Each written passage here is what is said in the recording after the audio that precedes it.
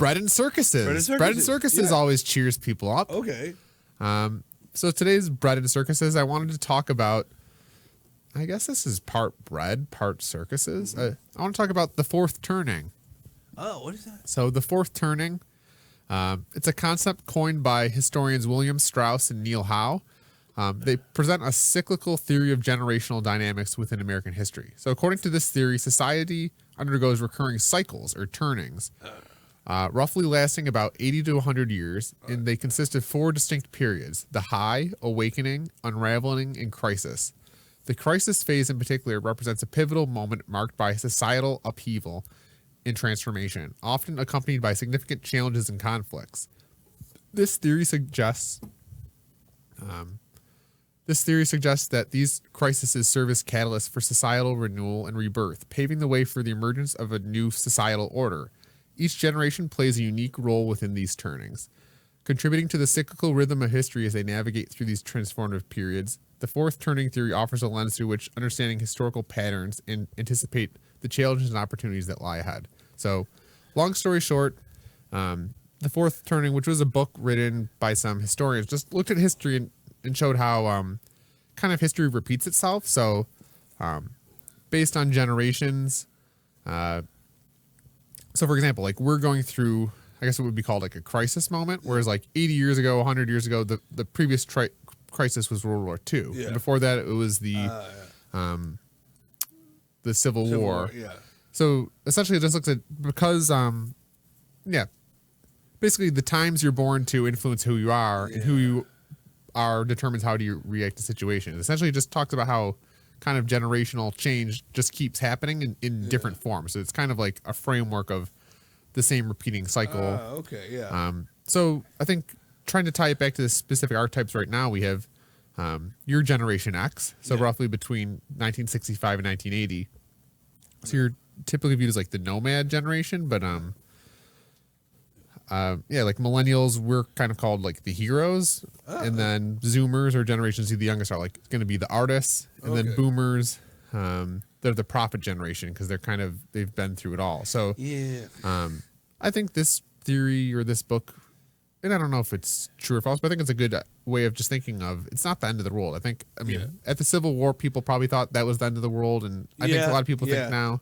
But I think it's just kind of gives encouragement of like, especially these crisis moments essentially cause people to kind of look themselves and actually finally take action of, okay, we actually have to change things now that we can no longer. So it's kind of hopeful because there's good stuff will come. And I think that, essentially then like after World War II, you had like the 1960s where you had, the hippies and this whole kind of like a rebirth. So almost turning history into like the seasons of you have winter, spring, fall, and summer, and kind of that's kind of like history of like, the depths of winter are brutal, but you need the winter to wipe out all the, wipe out everything out so that spring can come and everything can regrow better and stronger. So we're kind of entering, I think, like a winter season. Oh yeah. I studied a little bit about Chinese history, and they say it follows the same pattern. Like there's a dynasty, and the dynasty will do good, and it will prosper. Then, like, what will happen is, like, the population expands. It gets bigger and bigger. But then, they say there's this pattern. What they'll say is, at some point, like, in Confucius history, they would say about the emperor is, the emperor will lose, like, the favor of heaven. It no longer has the provenance of heaven. And then the dynasty will fall. And they say there's definite patterns in Chinese history where, like, they're doing really great, and then they just kind of descend, and they kind of like they lose control, and like they're not, giving services to a giant population of people, and people starve. Then they get angry, and then they rebel. And the same pattern, like these cycles of Chinese history. Whereas we're setting up our own cycles of, history, history and comings and goings. And there's this meme on the internet that's pretty popular that I think is like a good synopsis of theories. It goes, hard times create strong men create good times create weak men create hard times, and it kind of, and then hard times create, so it's kind of that kind of idea of, like you're saying, like if you grew up in the Great Depression, those were hard times Oh, which yeah. make you, and vice versa. And kind of like Rome too. The problem was, that they got so comfortable Yeah. that the party got a little out of hand, and then Yeah. I don't know if you ever watched The Sopranos. I've not watched too many episodes. It's kind of a good look at the Soprano family, whereas they have Tony Soprano. He's this tough guy. He's doing stuff. He's really working hard. He's sort of, and they kind of show his kids, and I can kind of understand when the kids are coming, like they don't know what to do. They're just kind of lazy. The one kid, he's kind of a sad character. I got to empathize with him. Like he didn't grow up hard or tough, but he had video games, and he was kind of this selfish, privileged kid. Whereas Tony grew up tough and having to do all these things, and they kind of display that, like the two different generations where, Yeah, I think. What's the other thing? Yeah, if you grow up, what is it? The Buddha, that he grew up in he grew up so privileged in the castle that he then kind of swung the other way. Where it's I think he broke his cycle. He kind of like he could have been a lazy bum and be like, oh, got in the luxury of life. yeah, give me more. I think dates were very big.